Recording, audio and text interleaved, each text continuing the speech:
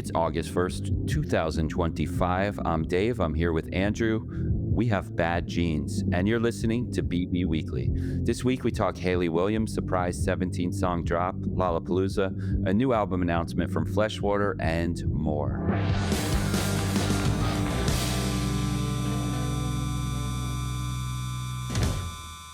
So you're a Liberty fan, right, Andrew? Yes, very much so.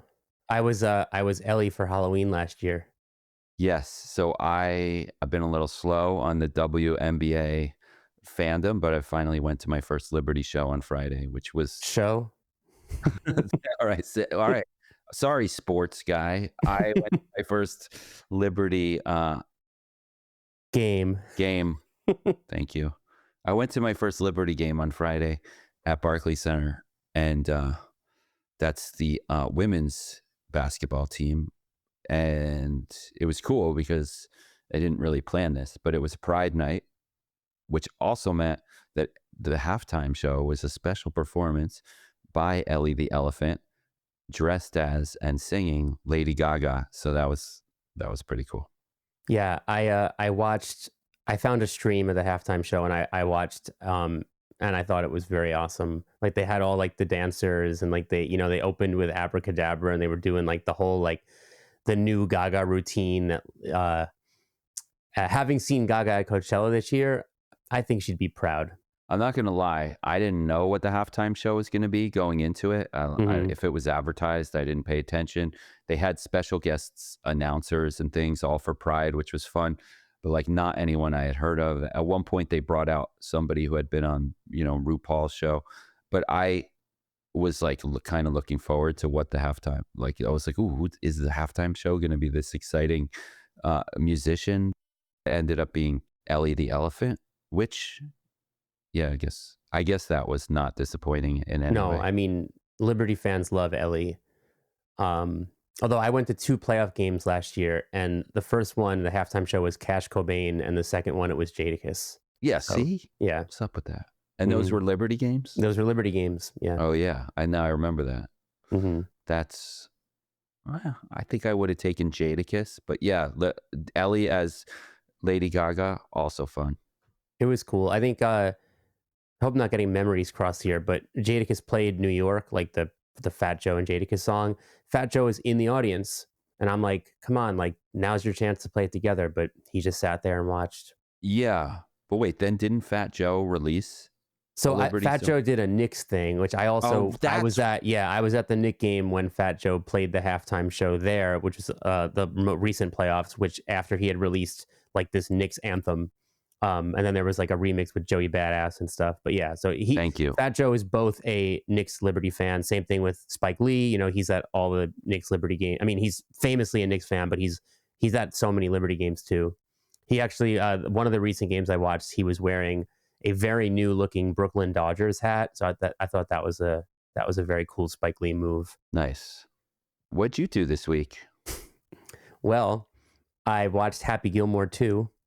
Oh, whoa. Yeah, which you may have noticed stars Bad Bunny as Happy Gilmore's caddy and also has cameos from Eminem and Kid Cudi and Post Malone.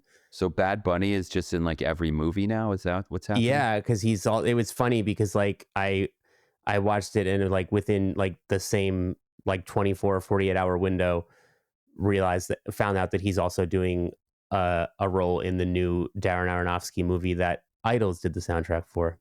So yeah, Bad Bunny's just like leaning into the acting thing, I guess. He was very funny and happy, I would say, because like, if you're wondering like, is it even good? I think it's fun, like if you can overlook like I understand why some people are like, I'm not watching some 30 years later sequel of like some 90s comedy, but I think it's just if you just like take it as like this is fun, it is. But Bad Bunny's character was probably the highlight, I would say. So yeah, he's good. You saw that in the theaters? No, it's on Netflix. Just it's a Netflix exclusive? Is that? I think so. Yeah, I think it was a straight to Netflix, which like I feel like straight to video used to be a disc, but now straight to Netflix is just like kind of normal. Yeah. So where's the new? All of a sudden, it's been like Happy Gilmore 2 and a new Naked Gun at the same time. Mm-hmm. And I haven't seen it yet, but I mean, like last year they put out Good Burger 2, which, speaking of 90s comedies on the silly side, I'm definitely want to see it. um, but yeah, it was Travis Kelce is in it, and as you may have heard, his girlfriend Taylor Swift is a fan of the movie, so probably not related to her boyfriend being in it or anything, but yeah, lot of big cameos, and also a lot of the original people back, and a lot of flashbacks to the original film, callbacks. So it's fun. Don't take it too seriously. Eminem played the son of the jackass guy, and just like doing like he's like, because that guy's dead, and now 30 years later, Eminem's like, I'm his son, and he's like doing the same thing. I can imagine that Eminem got a kick out of being that character for a movie I've imagined that he saw when it was new. All right, you've sold me. Awesome. So anyway, Lollapalooza is this weekend. Yes. So Lollapalooza this weekend. Neither of us are going, but it is streaming on Hulu. I don't have Hulu, but we are doing photo coverage as always on Brooklyn Vegan. So come check that out. But that also means I was looking through the lineup. So I thought it'd be fun to kind of make my own list of top 10 artists I wish I was seeing if I was at Lolla this weekend. So I thought maybe we could go through that. It does not count headliners, because actually if I want to see a lot of the headliners, so that like filled up the whole list. So it's like Korn is playing Lollapalooza this year. New Metal Giants are somehow amazingly on this lineup. I like that, like they throw some curveballs there, because it's like all these festivals are becoming these pop things, but then sometimes you get a Korn. And I mean, I went to Boston Calling the year, or one of the years, they might have done it twice, that Tool headlined, and it's like the other 2 days is your typical Boston Calling crowd, and then Tool Day was just like all Tool fans. So I mean, Korn's not as big, but I definitely won't be surprised if like just a bunch of Chicago Korn fans have like one day passes, and it's just going to be like this metal crowd that comes in to like, I don't think it's going to be a bunch of people who are like, what even is this? I feel like the Korn fans are like, they're going that day, Right. based on past experiences. I would, if I was going to Lollapalooza, I think Korn would be like top 3 things I'm trying to see. Oh, I think yeah, that'd be like a really fun environment to see them in. I definitely agree. I went to Governor's Ball the year they had Tool, but even that feels like a previous era at this point. Like, but I guess it's coming back. Also on that list of headliners, you've got obvious, to us anyway, ones like Tyler, the Creator, and Olivia Rodrigo. I obviously want to see them. I'm not putting them on my list. Doechii and Clairo, who aren't even listed as headliners, but come on, they're headliners. And then A$AP Rocky, Sabrina Carpenter, who, if I'm at the fest, that's going to be fun. I'm going to check it out. Country artist Luke Combs, who's oddly headlining like 1 million non-country festivals this year, which I'm not mad about that. Bring a little of the country into these fests too, I think. But if I'm there, I'm curious to see him. He's not specifically someone I'm a fan of, but I'm going to go check him out if I'm at Lollapalooza. So all of them aside, let's talk 10 non-headliners who I wish I was seeing at Lolla this weekend, which is a mix of artists I actually listen to and some that I'm just curious, because I put myself in the context of the festival and I'm like, this artist, a lot of people I respect are hyping this artist and they're playing this festival, and I've checked out a few songs. So I'm going to take the opportunity to see what it's all about. So keep that in mind when I go through my 10 artists I want to see at Lolla this year. So let's kick it off. Number 1, this is an easy one, I think, for Andrew and I, and that's Rap Boys. Local to Lollapalooza, Chicago band. I assume Lollapalooza is, making an effort to get some Chicago bands on there every year. So Rap Boys have that advantage. And I personally haven't seen them in forever, even though I love their 2023 album, The Window. But more importantly, in 2025, my interest in them has risen again, partly due to all this indie country talk, which you, Andrew, have very much been leading here. And as people know who have listened to previous episodes of our podcast, Rap Boys play a big role in that whole indie country thing. Yeah, and they confirmed that they have a new album completed. So good time to get I mean, it's only been 2 years since the last, but good time to like have them on, be excited about them again, because I think we're going to hear new music sooner than later. And yeah, I wish I was seeing them too. It's a bummer that they're on so early in the fest, but you know, I hope that they get a good hometown crowd waking up, or hopefully having some time off work and seeing them. Number 2, Fuckers, spelled F-C-U-K-E-R-S.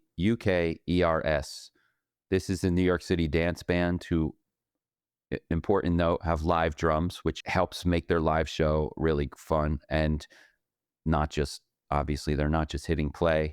They feature, little known fact, Shannon from the Shacks on vocals.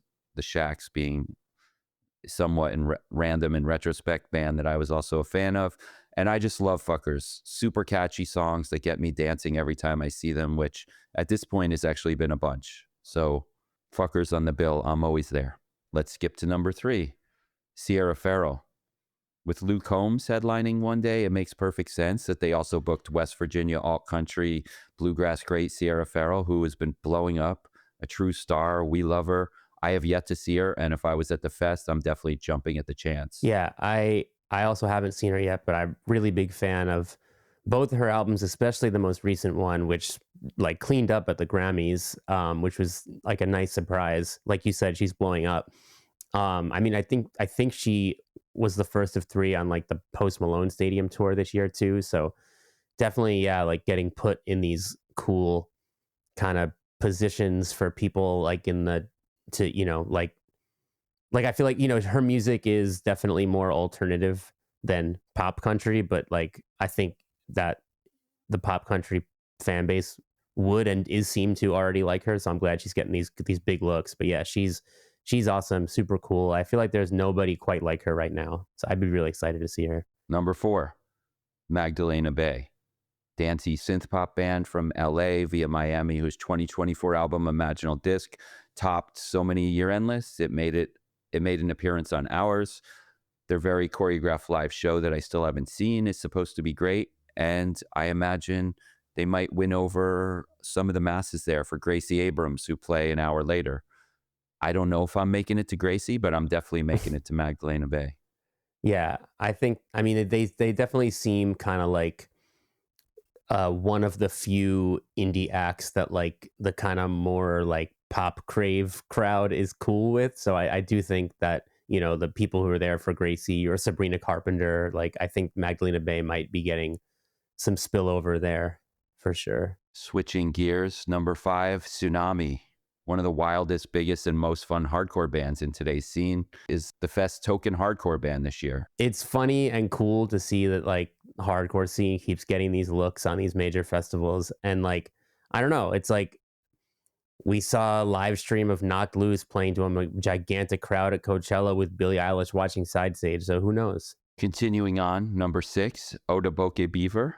If Tsunami wasn't on the bill, I might say this Japanese group was the wildest rock band on the Lala lineup this year. Actually, maybe they are. Always an insanely great time. We watched them go from like a South by Southwest buzz band who we wouldn't be sure if we'd hear about them again in a year, to actually becoming this massive force that now regularly sells out huge venues all over America. So it's like not surprising at all that in 2025, there they are on the Lollapalooza lineup. If you are there, definitely check them out. Always a super fun show, or look for them on tour.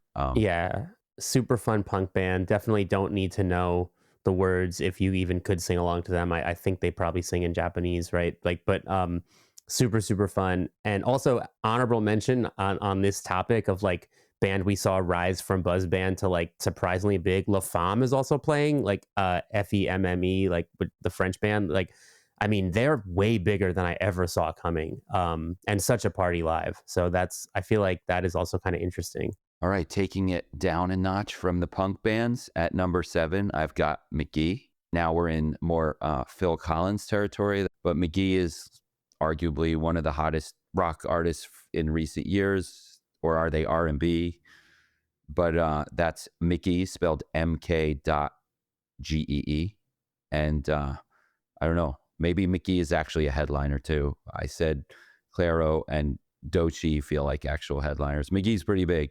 He co-wrote a Justin Bieber song this year, but he's also on the new Bon Iver album, which makes total sense, by the way. So for me, I missed McGee's Quick Rise. I never made it to a club show. I'm at Lollapalooza. I definitely want to finally check him out, see what it's about. Yeah.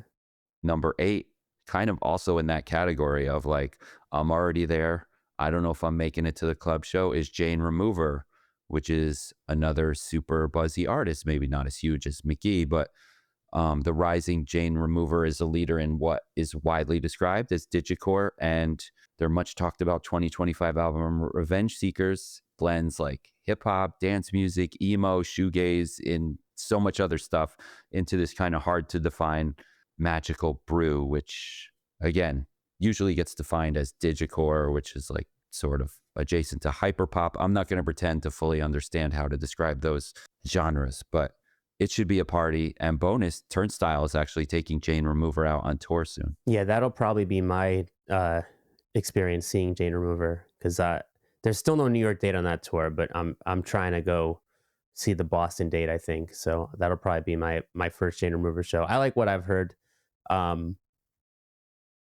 Yeah, Danny Brown's on the new record. Like, it's cool stuff. Number 9, Tu Hollis. I actually have no idea what Tu Hollis sounds like. I don't even know if he's a meme or a real artist, but I feel like this would be the perfect chance to figure it out. So if I'm at Lala, I am going to see this very viral 21-year-old who, fun fact alert, is the son of John Herndon, the drummer of post-rock legends Tortoise, who are officially Chicago indie rock royalty. So that's actually kind of cool. And he's also playing Deftones Fest. Tu Hollis. Right?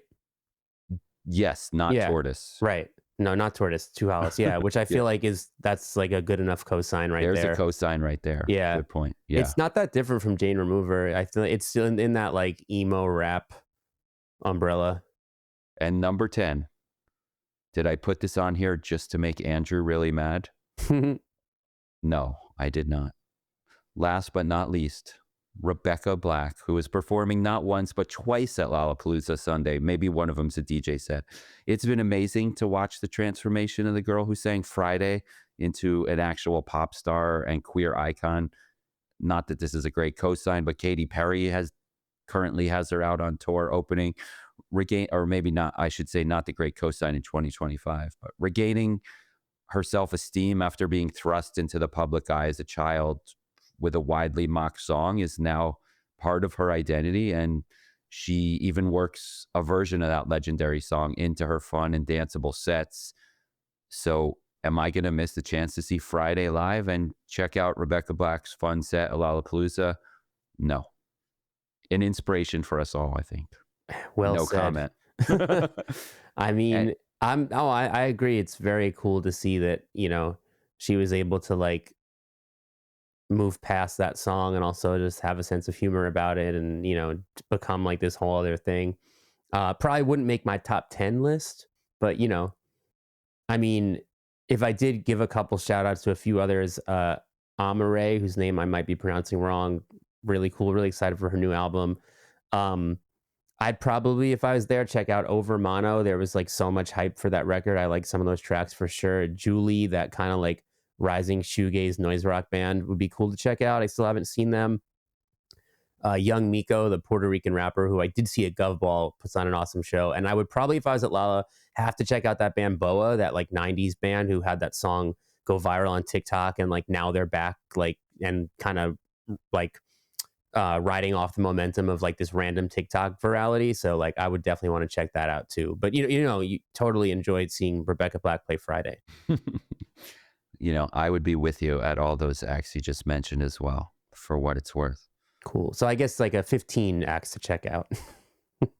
But honestly though, like just before we move on, I mean, I know you said no headliners, but Tyler and Doechii at the same festival is like there's a part of me that's like, should I have flown to this? Like, and they might play Balloon together. I mean, I still haven't seen Doechii, and that's like easily one of my like favorite artists of the past year or so. So I mean, you did kind of say like the headliners are kind of the big appeal here, but yeah, just definitely like I thought Lala put together like a sick arrangement of like, I don't know who out there wants to see Sabrina Carpenter and Doechii and Korn, but I want to see all three of those. And so I'm like, this speaks to me. So I'm very happy with this lineup, and I'm bummed to not be there, but I do have Hulu, so maybe I'll be watching. So what else are we talking about this week? Well, we got to talk about Hayley Williams, which I feel has been the defining story of this week, for at least for me. Yeah, I mean, just to recap, last week we were talking about that she released one song. Didn't even release it. She played it. She had it like debuted on Nashville Public Radio, and there were like rips online instantly, obviously, but she didn't even technically release it. And yeah, we thought at the time there was an image that also went out with like a CDR that said the name of the song, which was Mirtazapine, and then Glum, which was like, I guess everyone assumed would be the B-side to this new single. So yeah, last week we're talking about Hayley, and we're like, oh, she's got this new 2-song single. It's not out yet, but she debuted it on the radio, and like we got to hear the rip, so like we'll talk about it. Had no idea though that over the next week what was about to unfold. Should I take it from here or Yeah, tell us. So like basically the song comes out, and then she's a surprise guest at Newport Folk Festival with Bleachers, who Jack Antonoff, the like leader of Bleachers, was basically doing kind of like a Newport edition of the Ally Coalition Talent Show, which is the sort of variety show that he does every December in New York. And Hayley was one of the surprise guests, and they did Mirtazapine together, and they also covered Modern English's I Melt With You. And then Monday comes, and all of a sudden I go on Twitter and I just see this tweet that's like, there are 17 new songs on Hayley Williams' website.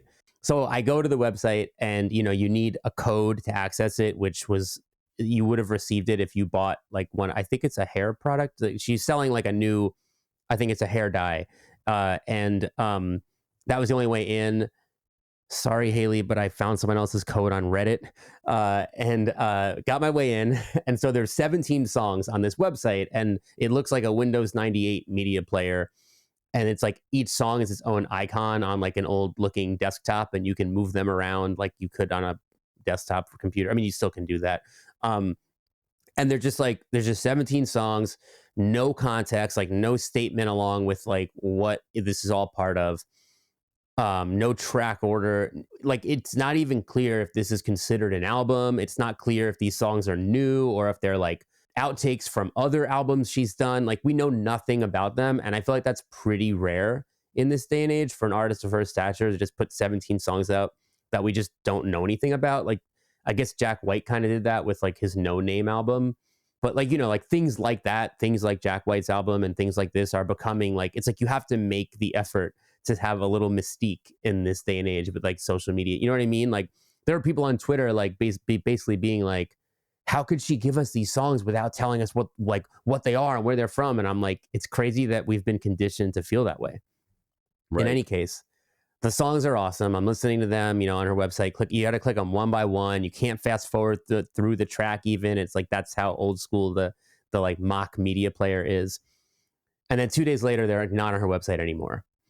And then we are recording this on Thursday. So I heard that they're all coming out on streaming at midnight. So it's presumably by the time this episode is up, the songs will also be on streaming. There's totally a chance that that's not true. So if it's not, don't blame me. I'm just, it's a rumor, I get unconfirmed, but it seems to be what people are saying. So I think, but what, if true, it seems that they're all going to be released as 17 different standalone singles. And that's like so interesting, I think. It's like, instead, like, and it fits the songs because they're all kind of so different. Like, it doesn't really feel like her first solo album, Petals for Armor, had this clear vibe to it. And these just like Mirtazapine is like this 90s shoegazy alt rock song. And there's like this song I really like called Ego Death at a Bachelorette Party, and it's more of like almost a trip hoppy song. There's kind of some folky songs on there. There's like this one called Ice in My OJ that gets like noisy and she screams on it. There's one song where she interpolates the chorus of the Bloodhound Gang's The Bad Touch. It's called Discovery Channel. So it just like, it feels like this kind of like odds and ends and like of songs. And so I think it's cool that it's being released in this way where there's no clear like really anything. It's just kind of like, here are some songs. So that's the the story, basically, of these new Hayley Williams tracks. I hope the streaming thing is true because I was too lazy to figure out how to get the tracks yet. I didn't ask you for them, and I would like to hit play on it. Well, I don't condone pirating, but maybe you can find a way to hear them. It's also just been like all Hayley all the time, you know? Like, I mean, we have talked a bit in the past about how like she's on the Turnstile album and the upcoming David Byrne album and Jay Som's album, and she played live this year with Turnstile, with Deftones, with Failures, Ken Andrews, with a partial Rilo Kiley reunion before their official tour started. And also, like, I think it was in the past week since we last talked that Paramore celebrated the 20th anniversary of their debut record, All We Know Is Falling, by they put a deluxe edition on streaming services, which finally puts their 2006 EP, The Summer Tick, on streaming, including their Failure cover. Paramore drummer Zach Farrow just released his new solo record, Operator, a couple weeks ago. Like, it's been a lot of Paramore. So good, very, very good year to be a Paramore fan and a Hayley fan. And so you've actually listened to all 17 songs a few times. So you've kind of got a good take on this. In fact, you've got a review and notable releases out today. Mm-hmm. Do you have like a 5 top songs for people who maybe just want to taste? Yeah, I definitely recommend hearing all 17. But, you know, if you're looking for an easy way in, I guess my top 5 would be, gotta say, Mirtazapine. I mean, I think it was the first single for a reason, or first single. It's the song she played on the radio for a reason. Like, it's the best one, I think. It's just like shoegazy alt rock. I would put it in some Venn diagram between like Garbage, Smashing Pumpkins, Breeders, Veruca Salt, like that kind of stuff. All of which I would imagine influenced Paramore in the first place. Especially, again, this is a band who covered Failure when they were like only around for a year. So they're definitely into the, you know, deep into 90s alt rock, obviously, if you're covering Failure. But Hayley's never really done like full on 90s like this. And it's just, you know, especially now where it feels like 90s rock is like back more than ever. It's very cool to hear her do it. She's amazing at it. No surprise. Ego Death at a Bachelorette Party that's my second favorite track on this collection. It's kind of trip hoppy. It has some of the best lyrics on there. Such a cool vibe. Kill Me, which is like, it's kind of this groove fueled indie rock song, and it has like some of just her best kind of like poetic lyrics. Like there's the one, I think it's the first line of the song that's like, so it's like, eldest daughters never miss their chances to learn the hardest lessons again and again, carrying my mother's torment. I think I'm where the bloodline ends. And it just feels very like, you know, it feels like it could be poetry, but totally works in the context of a song, and the groove is sick. I would say True Believer, which is also kind of like this brooding slow burner kind of song. And it feels like it's both an ode and a critique to Nashville and the South. Hayley is from the Nashville area. And then for a 5th, I'm between Ice in My OJ, because hearing Hayley scream over this like maximalist noisy part is so cool, and Love Me Different, which is kind of like this sort of fake reggae song, which definitely fits with some of the kind of After Laughter stuff, like the Paramore album After Laughter.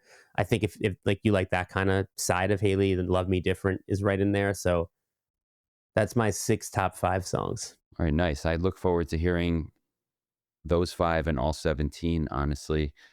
It's kind of I should have more time for it, because actually it's kind of a light release week.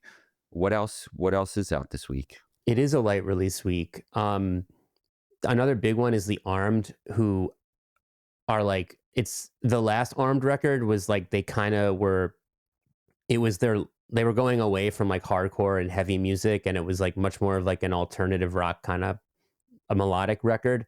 And this one swings the pendulum back like all the way in the other direction. It's like one of the heaviest albums they've ever released, even heavier than a lot of their earlier stuff.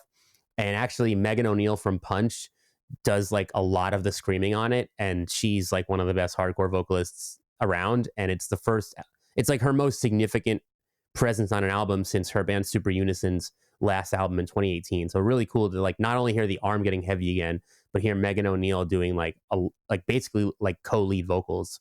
Yeah, I'm pretty sure I saw her perform with them when they last played New York City too, which was cool. Yeah, I don't think she was there when I saw them, but that's cool that you got to. I'm jealous that you got to see that.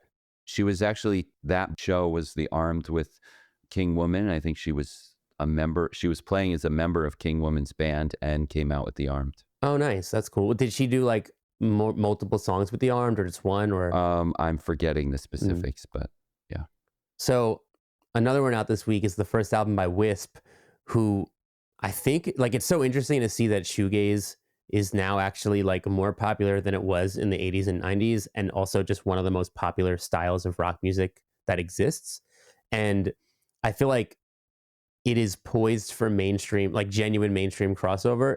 And Wisp is like the artist who is basically probably most likely to do that or is already doing that.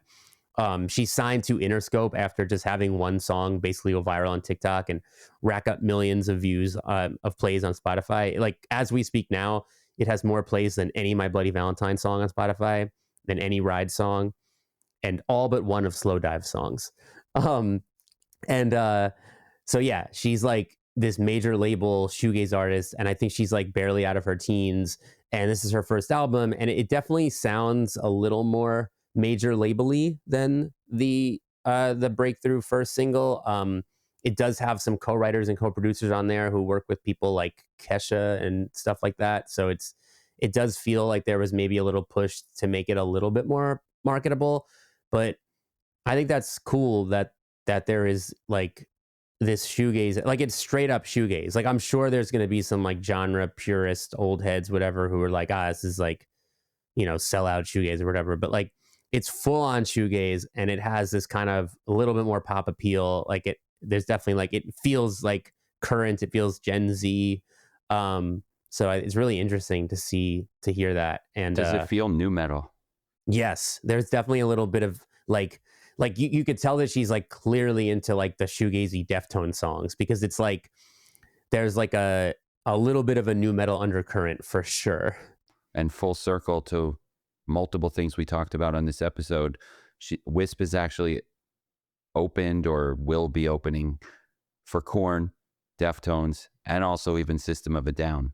Yeah, System's headlining those shows that also have Korn and Deftones. They're doing like 6 stadium shows, some with Korn, some with Deftones, and some with Avenged Sevenfold, and then Whisper on all of them. But yes, like that makes sense too. That she's on these new metal shows. Although, really curious to see like this rising shoegaze band at MetLife Stadium, which hopefully I will, because I'm trying to go to that System show. I have to miss them.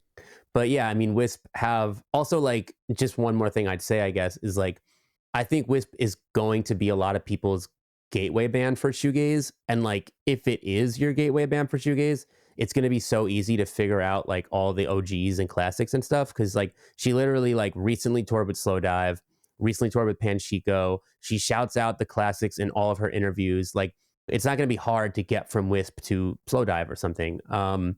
So that's cool too. And speaking of Slow Dive, one of the other records out this week that Bill reviews over at Indie Basement is the new record from UK band Everything Else, which was produced by Neil Halstead of Slow Dive. So it's a good week for shoegaze and things that you can 6 degrees of separation from Slow Dive. Bill also reviews the new record by Debbie Friday, another artist that had some South by buzz that we liked at that point, and it continues to rise, and very cool kind of rap and also more than rap. And then the Warlocks, not to be confused with the Grateful Dead's original name. They are a different band, and they have a new album out that Bill reviews. Cool. And what about new songs this week? Outside of Hayley, like the song I'm most excited about this week is that Fleshwater have announced their second record. It's called 2000 In Search of the Endless Sky. Speaking of like, I mean, how new metal does that sound? Like just like Y2K era, literally 2000 in the name. Like they know what they're doing. And their first single, Jetpack, is out. And I mean, Fleshwater, like I saw them open the Deftones tour this year. Perfect pairing. They're obviously a very Deftones inspired band, but also have like this hardcore side. Members also play in the hardcore metalcore band vein. And although Fleshwater are kind of becoming more of the main act these days. But yeah, Jetpack is everything good about Fleshwater in a nutshell. Like a little metalcore, a little post-hardcore, a little shoegaze, a little grunge. The two singers do like more of a dual vocal thing on it too. Like I feel like sometimes on the first record, it was kind of like, this is like Anthony's song. This is Marissa's song. This one feels very, very collaborative. So yeah, I'm really stoked to hear. Fleshwater has just like become one of my favorite current bands. So I'm very, very excited that they're doing another album and that they're, it sounds great so far. I can't wait to hear that one. Yeah. Couple other songs that we can shout out. Antlers announced their new album, Blight. First single, Carnage, is out. Sounds like classic Antlers, very slow, very delicate. Snooper announced a new record worldwide. It was produced by John Congleton, which he's always one of the best. And this is their first time working with an outside producer. Title track is out. It's, fun garage punk. Dying Wish announced their new record. Again, if we're keeping with this like early aughts new metal kind of revival thing, Dying Wish are a metalcore band, but this new single, I Brought You My Soul, it doesn't not sound like Evanescence, I guess. And then here's a fun one. I usually hate white guy acoustic guitar covers of rap songs. I think they generally should not happen. But Iron and Wine and Ben Bridwell from Band of Horses have covered Kendrick Lamar and SZA's Luther, and I think it's very cool. I really recommend listening to it. I think if it sounds on paper, it might surprise you. What else happened this week, Dave? Nick Cave made the internet crazy this week by saying that his view of AI as an artist device has, quote, softened after filmmaker Andrew Dominic, who is a friend of his, used AI to bring archival images of Elvis to life for a 40th anniversary video for Nick's 1985 Bad Seed song Tupelo, which Nick decided was worth releasing. My Chemical Romance continue their big Black Parade tour, and at the LA show at Dodger Stadium, they debuted a previously unreleased song that was apparently recorded in 2012 for an album that never came out. Erykah Badu has an Alchemist-produced album coming that we're excited about, and some August tour dates with Alk too. But meanwhile, she just announced a tour happening later this year, which is in celebration of Mama's Gun, which is turning 25. Legendary New York City music venue Brownies closed many years ago. We miss it. And since then, the space has taken on many new identities, which have in turn then also closed. This week, it returned as a country bar co-owned and named after Lucinda Williams, who played the private opening night show on Wednesday, which, side note, I am very bummed to have missed, but can't wait to visit Lucinda's. As we touched on earlier when we were talking about Bad Bunny's acting career, he stars in Darren Aronofsky's new comic crime thriller Caught Stealing, which Idols helped score and recorded 4 new songs for. It's set in New York City, and speaking of the East Village, the movie actually recreated many other iconic 90s locations that are now gone, like Kim's Video. Not to mention, there's a new Rancid-inspired drama called And Out Comes the Wolf that features an appearance by Scal in its newly released trailer. The late Rick Froberg of Drive Like Jehu, Hot Snakes, etc.'s visual art has been collected for a new book called Plenty for All, The Art of Rick Froberg, which is due in January.